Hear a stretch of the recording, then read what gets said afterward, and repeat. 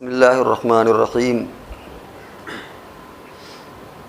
نبی اکرم صلی اللہ علیہ وسلم کے بہت سارے دشمن تھے، وہ آپ کے دوست کیسے بن گئے؟ اور حضور علیہ الصلوۃ والسلام سے جو مکہ میں دشمنی تھی وہ معمولی درجے کی نہیں تھی، وہ بالکل جس کو کہتے ہیں نا خون کے پیاسے یا جان کے پیاسے، جان لینے پر اتارو تھے۔ لیکن بعد میں وہی لوگ ایسے مرید ہوئے آپ کے، اور آپ کے قدموں میں اس طرح گرے کہ ایسی نظیر دنیا میں نہیں ملتی۔ دو چار نام ہم آپ کے سامنے بیان کرتے ہیں کہ یہ وہ لوگ ہیں جنہوں نے اسلام کے خلاف اور نبی اکرم صلی اللہ علیہ وسلم کے خلاف دشمنی میں کوئی کسر نہیں چھوڑی۔ چنانچہ عمرو بن عاص رضی اللہ تعالیٰ عنہ، یہ جب مکہ سے کچھ لوگ ہجرت کر کے حبشہ گئے تھے تو یہ مکہ کے سفیر بن کے ان لوگوں کو واپس لینے کے لیے گئے تھے کہ حبشہ کے بادشاہ سے درخواست کی تھی کہ ان کو واپس کر دو، اور منشا یہ تھا کہ جب یہ مکہ جائیں گے تو ہم اسی طرح ان کو ٹارچر کریں گے جیسے کیا کرتے تھے۔ خالد بن ولید رضی اللہ تعالیٰ عنہ غزوہ احد کے اندر جو جنگ کا پانسا پلٹا اور مسلمانوں کو کافی جانی نقصان ہوا، اس میں اہم کردار انہوں نے ہی ادا کیا۔ کفار کی طرف سے تھے اور مسلمانوں کو نقصان پہنچانے میں انہوں نے کوئی کسر نہیں رکھی۔ عروہ بن مسعود یہ بھی قریش کے سفیر بن کے حضور علیہ الصلوۃ والسلام کے پاس آئے تھے صلح حدیبیہ کے موقع پر۔ پھر ان سے جب بات نہیں بن پنی تو اس کے بعد دوسرے سہیل بن عمرو، یہ بھی قریش کی طرف سے ایک کمشنر بن کے حضور کے پاس آئے کہ اصل میں کچھ لوگ مکہ کے جو دبے کچلے تھے وہ کسی طرح حضور علیہ الصلوۃ والسلام کے پاس آ گئے تھے، ان کے واپسی کا بھی مسئلہ تھا، اور صلح حدیبیہ میں یہ بات بھی تھی کہ آپ اس سال واپس چلے جائیں اور اگلے سال آ کر کے اپنا عمرہ قضا کر لیں۔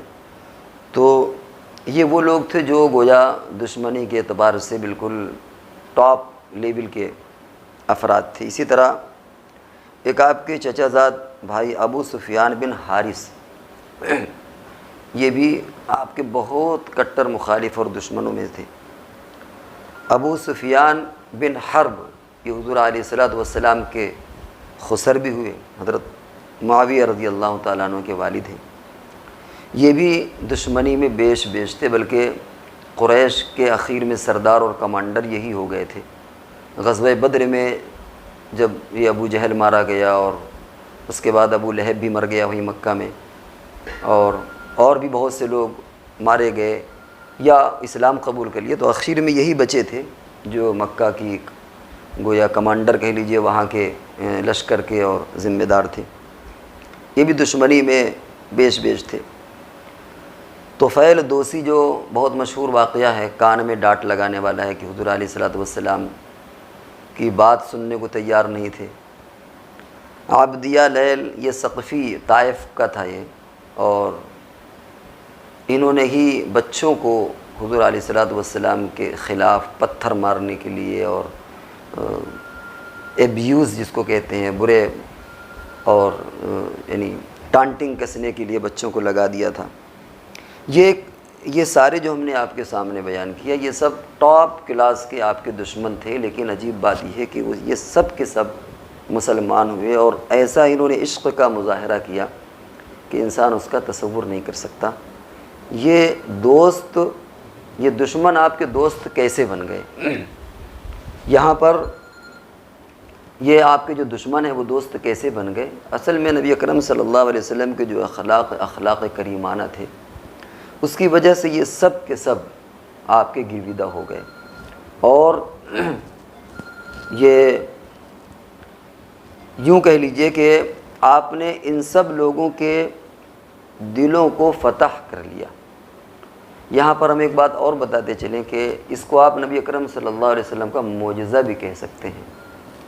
اب جب بات معجزے کی آتی ہے تو حضرت موسیٰ علیہ الصلوۃ والسلام نے بھی معجزہ، بہت سے آپ کے معجزات ہیں، لاٹھی کو سانپ بنا دیا اور پتھر مارا تو اس سے چشمہ جاری ہو گیا، اور لاٹھی کو سانپ بنانا، تو یہ موسیٰ علیہ السلام کے معجزات تھے۔ علماء نے لکھا ہے کہ نبی اکرم صلی اللہ علیہ وسلم کا یہ معجزہ حضرت موسیٰ علیہ السلام کے ان معجزات سے بدرجہ بڑھے ہوئے ہیں۔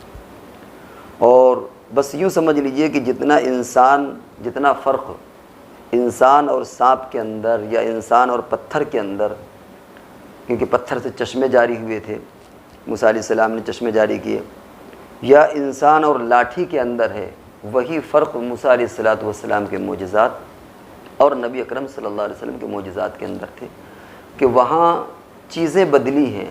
وہ چیزیں تو کبھی کبھی جادوگر بھی اپنے جادو کے کرتب سے اس طرح کی چیزیں دکھا دیتے ہیں، لیکن دلوں کا بدلنا اور دلوں کو فتح کر لینا یہ آسان کام نہیں ہوتا۔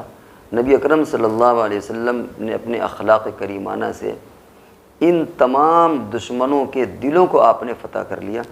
چنانچہ حضرت عمرو بن عاص بھی اسلام قبول کیا انہوں نے، اور وہ حضور کے عاشق بنے۔ حضرت خالد بن ولید رضی اللہ تعالیٰ عنہ بھی، اور بھی جو جتنی نام آپ کے سامنے بیان کیے، یہ سب حضور علیہ السلام کے ہاتھ پر انہوں نے اسلام قبول کیا، اور آپ کے قدموں پر ایسے نچھاور ہوئے کہ ان کو صحابہ کرام کا لقب دیا جاتا ہے، اور قیامت تک آنے والے بعد کے لوگوں میں حضور علیہ السلام سے نہ اتنی کوئی محبت کر سکتا ہے اور نہ ان حضرات کا کوئی مقابلہ کر سکتا ہے۔